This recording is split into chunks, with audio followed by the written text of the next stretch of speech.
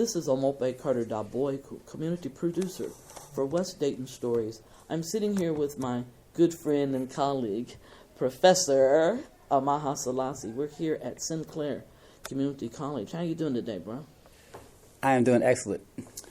You know, both of us are sociologists, although our study is about 30 years apart. But I was a teenager at the time that urban renewal came through Ironton, Ohio, in southern Ohio in Lawrence County. And the impact for us was not so much in housing as it was in transportation. US 52 went through Ironton on its way to both Myrtle Beach and Chicago. And people would come through and stop at the sandwich shops and get gasoline and maybe buy some ice cream for their kids before they got back on the road.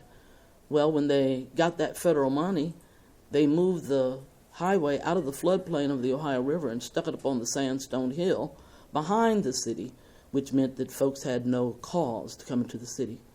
And it created severe economic hardship at the beginning of what we have come to call redlining and Negro removal. So what was your experience here in this part of Ohio? Yeah, I was born in somewhat of the aftermath of it, right? So I was born in West Dayton, which was already underdeveloped at the time, but, you know, I didn't know what underdeveloped was. It just was what it was. Mm-hmm. But in Dayton in particular, because of the way the river runs, that it separates east and west, that the redlining maps, which was an intentional design in the 1930s to create areas that are prime for investment and development and then left other areas underdeveloped. West Dayton was redlined and therefore severely underdeveloped for, you know, I would argue it's just now starting to be redeveloped, you know. Yeah, in Ironton, that wasn't so evident then, at least for me. I was probably too naive to understand it. And because I lived in a community that was racially mixed, it didn't seem impactful. But as I grew up, I realized that our houses were on half lots. Other people's houses in other neighborhoods had full lots. Then the policy changed where you could not repair nor build a house on a half lot. And so that disinvested my family, my neighbors who were waiting either for some additional money so that they could rehab their houses. But then, most recently, the concept of redevelopment has put higher density, quote, low-income housing with two properties on a half lot, one to the east, one to the west. Wow. So that they've doubled the density where the half lot community used to be. So we're watching this, quote, new investment come in. We've got two new hotels in Ironton that are both taking up what used to be parts of the African-American community, historic black churches, the original metropolitan housing apartments that were created for the seniors have turned into Holiday Inns and Marriott Express. And so what's the impact of redlining currently here? And do you think that the reinvestment in the center city will draw people back to the west side? Yeah, I think those are great questions. So, you know, W.E.B. Du Bois, the first African-American PhD, which was in sociology, he said that the problem of the 20th century is going to be the problem of the color line. And so today, we're seeing that the color line translates as an opportunity line. And I would say opportunity as conditioned, favorable for the attainment of a goal. So what has happened is that areas in Dayton and across the country that were redlined now have lack of opportunity when it comes to housing quality, transportation, access to food, right? Your 3 times healthcare, right? Education. And so the disinvestment has wound up being underdevelopment, right?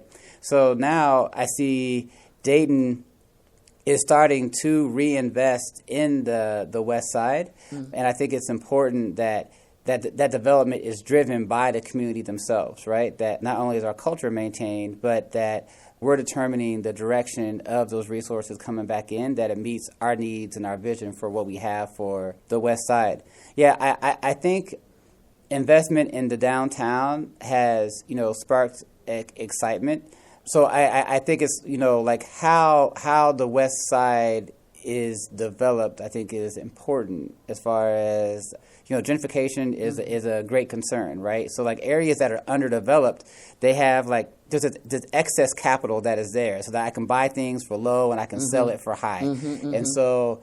It's real important to make sure that people are not displaced as development goes forward. And I think it's a challenge too, because some people will say we can't have any development, and I'm like, no, we shouldn't have to live in squalor and broken up abandoned buildings. Like we deserve nice things. We deserve restaurants. We deserve grocery stores. We deserve places to go and things to do, just like every other community, right? But I think it's the key to me is like who's driving that, who's owning that, who's the decision making on how these things go, that we can keep power within our local community while still expanding out. Yeah, I can see the potential for arts and cultural corridor that would stretch from Wright State University on the edge of Greene County, all the way out 3rd, West 3rd, Martin Luther King Boulevard, all the way to the VA establishment on the edge of the township. Wow. And it would be wonderful if all the citizens of Dayton could bring their presence and their dollars across the county so that we all might prosper. You know that old adage, rising tide's supposed to lift all boats, right? Right. Well, if people wanted to know more about redlining, policy of the 1930s, federally supported segregation in housing and other opportunities, where might they find more information? Sure. Right now in Dayton we have the Undesign the Redline exhibit, which is getting ready to open up at Sinclair, and it's free to come and to take a look at. So it's a good way to understand. Because I think the key is that we have to understand that it was an intentional design. It was structural. They call it structural violence, actually, where it's like how structure or the arrangement of resources in a community impacts the life expectancy and the development of a community.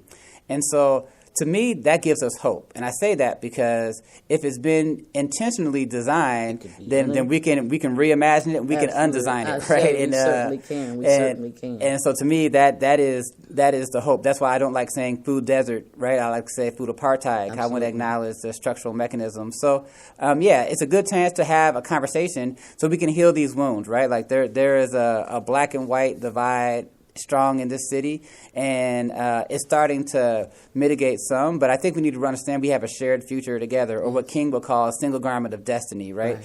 So how do we use understanding how we got where we are now to be that conversation of what is that shared future that we want to create together? If you want to know more about this topic, you can go see the exhibit Undesign the Redline. You could come here to Sinclair and take a class with our local social health determinants specialist, Professor Amaha Sellassie, who is also one of our West Dayton Story community producers. So this is Omopé Carter Daboiku for West Dayton Stories here at Sinclair with Amaha Sellassie. We salute you and thank you for listening.